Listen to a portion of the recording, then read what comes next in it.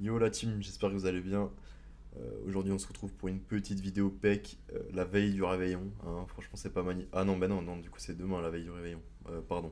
La veille du 24 décembre. Je sais pas si vous faites le 24 ou le 25 Noël, mais bon, on s'en fout. Le thème du jour c'est les fêtes. Les mecs, je sais que vous allez vous relâcher pendant les fêtes. Vous êtes sérieux? Non, non, ça va pas se passer comme ça les gars, hein.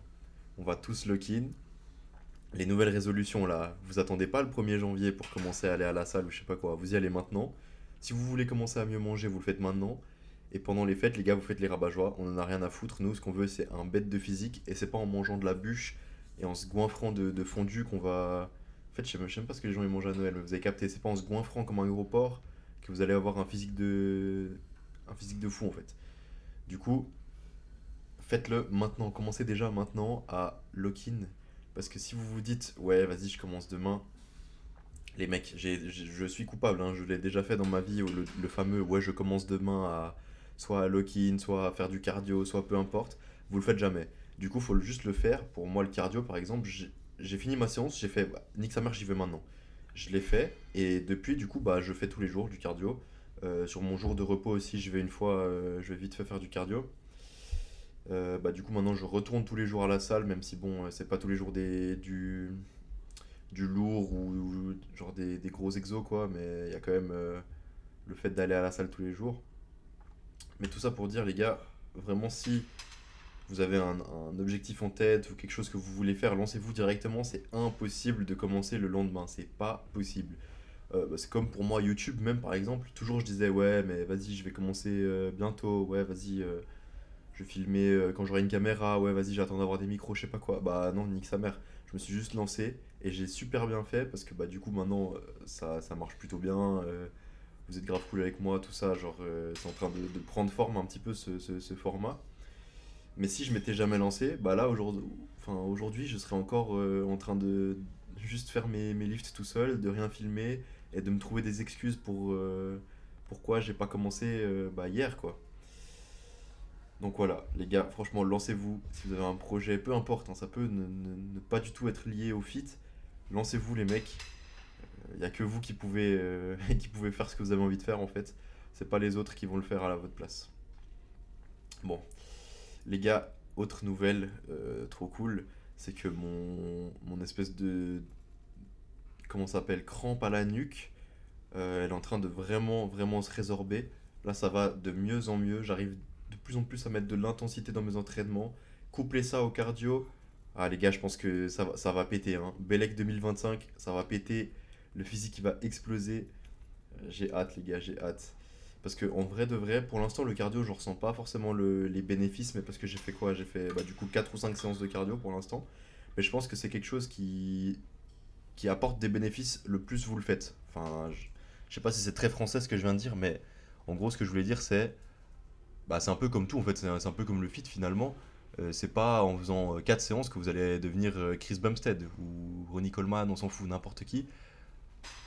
C'est sur la durée que ça se fait. Du coup, bah, le système pardon, cardiovasculaire, je pense que c'est la même chose. Si vous entraînez votre cœur, vos poumons, enfin, vous entraînez pas techniquement les poumons, mais vous avez capté, vous entraînez votre cœur à pomper plus de sang, bah si, en soi, il me semble que les poumons, après, ils arrivent mieux à oxygéner le sang. Peut-être que là, je dis une bêtise. Ceux qui s'y connaissent en cardio, est-ce que quand vous faites du cardio, bah logiquement, oui, vu que vous augmentez votre VMA, mais bon, bref. Euh, je me suis perdu à cause de ça. Ouais, mais du coup, on en voit les bénéfices que quand on le fait régulièrement et sur le long terme. C'est comme, bah, en fait, c'est comme tout. La diète aussi, c'est pareil. Si vous faites un jour où vous mangez parfaitement, hyper clean, machin, bah, c'est bien. Si bon, déjà, première étape, manger toutes ces calories et remplir les macros. Deuxième étape, si vous y arrivez, vous êtes vraiment des goats, mangez propre. Et troisième étape, il n'y en a pas. C'est se supplémenter peut-être super bien. Mais bon, ça c'est un peu.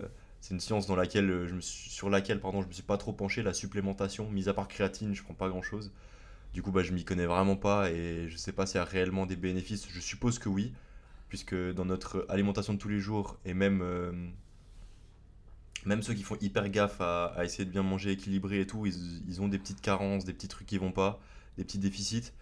Du coup, bah, en vrai de vrai, supplémentation ça peut être cool, mais je pense qu'il faut la superviser d'un médecin ou tout du moins faire des prises de sang régulières pour voir ce qui va pas, comment est-ce qu'on peut l'augmenter, comment est-ce qu'on peut diminuer parce que je pense que c'est vite arrivé de faire des conneries avec le magnésium, calcium, zinc, tout ça et ne plus être en déficit mais du coup en surplus et c'est pas forcément bien non plus d'avoir trop de quelque chose dans ton sang ou pas assez, aucun des deux c'est bien.